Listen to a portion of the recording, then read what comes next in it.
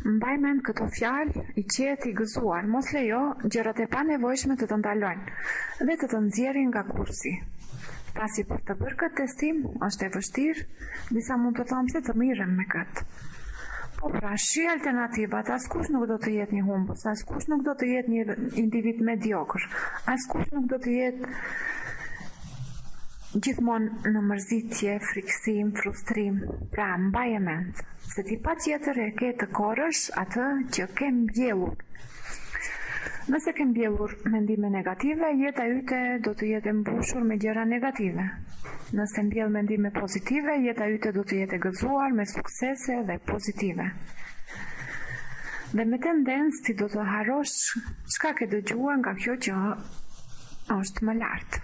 Dëgjoje më shpesh, duke ja përkujtuar vetes sënde se çka duhet të bësh që të formososh këtë zakon të ri.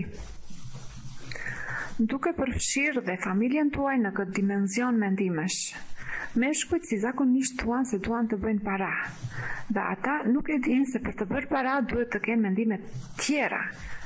Jo të thuan unë duhet të fitoj para, por nuk ka rezultat se ata mendojnë se mund të fitosh diçka për asgjë. E vetmja mënyrë për të fituar para është duke ju ofruar njerëzve shërbimin ose produktet të cilat janë të nevojshme dhe të përdorshme. Ne i shkëmbejmë produktet dhe shërbimet tona për paratë e një tjetri, dhe ligji është se fitimi ynë do të jetë në dimension reciprok me shërbimin ton. Suksesi nuk është rezultati i fitimeve të parave. Të bësh para është rezultat i suksesit, dhe suksesi është në proporcion direkt me shërbimet tona. Shumë njerëz e besojnë të kundërtën. Ata thonë se ti do të jesh i suksesshëm nëse fiton shumë para. Kurse e vërteta është se ti do të fitosh para pasi të jesh i suksesshëm. Është e njëjtë si me njeriu i cili është ndalur përpara stufës dhe i thotë më jep ngrohtësi, mandej unë do të jap drurin. Më jep ngrohtësi, mandej unë do të jap drurin. I thot stufës. Sa njerëz nje dhe të rrethojnë që kanë të njëjtin qëndrim me jetën e tyre. Ka miliona njerëz të tillë. Ne së pari duhet ta fusim drurin në stufë e mandej të presim ngrohtësinë. Pra ne duhet të jemi në shërbim përpara se të presim para. Mos e shqetëso veten me parat. Ji në shërbim, ndërto, puno, ëndërro, krijo. Bëje këtë dhe do të shohësh se nuk ka limit të prosperitetit dhe pasurisë që do të vijë tek ti. Prosperiteti është gjetur në ligjin e shkëmbimit reciprok. Çdo njeri që i kontribon prosperitetit duhet të prosperojë në kohë. Donjëherë shpërblimi nuk vjen nga ata që ju shërbesh, por nga diku do të vijë. Po pra, ky është ligji. Për çdo aksion ka një reakcion të barabartë. Në çdo ditë të kësaj periudhe 30 ditore mbaje mend se suksesi yt gjithmonë do të jetë në një dimension të barabartë me shërbimin që dhe. Parat janë vetëm matës i shërbimit tënd. Asnjë njeri nuk bëhet veti pasur nëse nuk i bën të tjerët të pasur. Asnjë njeri nuk bëhet veti pasur nëse nuk i bën të tjerët të pasur. Ky ligj nuk ka përjashtime. Nëse duash të kesh më shumë, shërbimi yt duhet të jetë i fokusuar tek njerëzit nga të cilët ti do të marrësh paratë. Nëse do më pak, ai vetëm duhet mos ta bëj këtë shërbim. Ky është çmim që duhet të paguash për atë që do. Nëse mendon se do të jesh i suksesshëm duke mashtruar të tjerët, ti do të përfundosh duke mashtruar vetveten. Mund të zgjas pak mashtrimi. Po, aq sa ti mendon se merr frymë, do të fitosh atë që e dhe. Mos e bëj kur gabimin duke menduar se mund t'i ikësh kësaj. Është e pamundur. Rrugët janë të mbushura me njerëz të cilët duan t'i bëjnë ligjet vetëm për veten e tyre. Ne mund të t'i thejmë ligjet që i ka bërë njeriu. Por atje lart ka ligje që nuk mund të thyhen.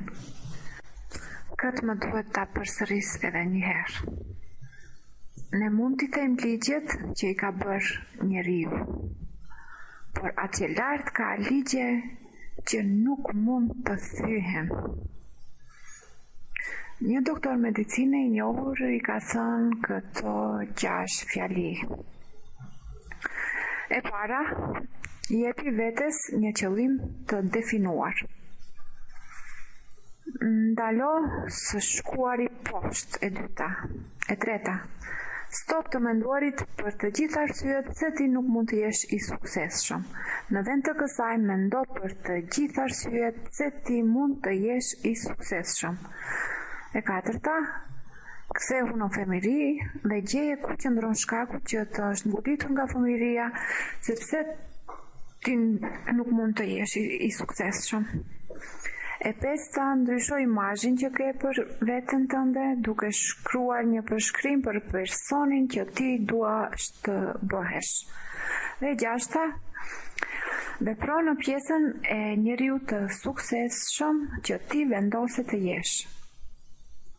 Pra paguaj çmimin për personin që ti do të ndërtosh. Nuk është më vështirë të jetosh vetëm në humbje. Bëje testimin për 30 ditë, mandej përsëri.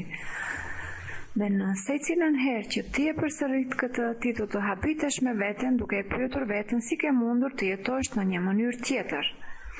Jetoje këtë mënyrë të re të jetës dhe dyert e hekurta të begatis do të përplasen në fytyrën tënde.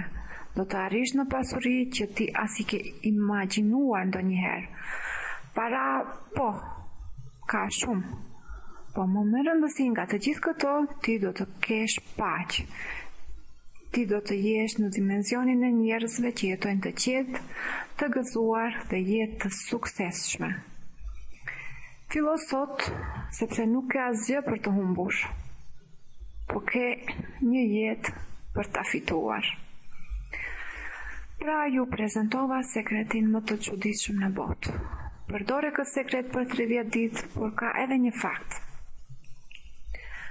Se shanset janë 5% që ti të jesh i suksesshëm. Po pse? Sepse ti je qenie njerëzore. Mund ta përdorësh këtë sekret për të arritur gjithçka në jetë. Suksesin, vetbesimin, parat dhe dashurinë. Ose të vendosësh të mos i kesh këto. Po pse vetëm 5 njerëz nga 100 që e dëgjojnë këtë nuk arrin asgjë? Sepse janë shprehit ose zakonet që janë ngulitur në kokë dhe nuk na lejojnë të shkojmë përpara. Ne kemi aq shumë restriksione që na mbajnë pas, domethënë kemi aq shumë ndalesa që na mbajnë pas. Pra duhet ti identifikosh këto ndalesa, këto restriksione dhe ti shkatërosh ato. Dhe ne nuk do të jetojmë asnjëherë jetën ton ashtu si ne duam. Domethënë në qoftë se nuk i shkatërosh ato ndalesa, ti nuk do ta jetosh jetën tënde ashtu si ti do. Pra Earl Nightingale, që e plasoi këtë sekret, e ka patur vetëm një produkt që e ka shitur. Dhe i ka qenë mënyra se si njerëzimi ti realizoj të gjithë ëndrat duke u bazuar në mbledhjen e informatave nga shumë persona që kanë patur sukses. Dhe recepti është i njëjtë.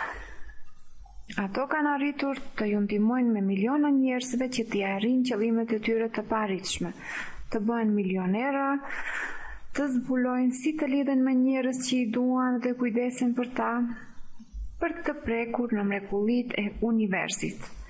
Earl Nightingale ka përdorur teknika dhe strategji për t'i vërtetuar njerëzve që të shkojnë nga ku janë deri atje ku ata duan të arrijnë. Dhe tani është radha yte.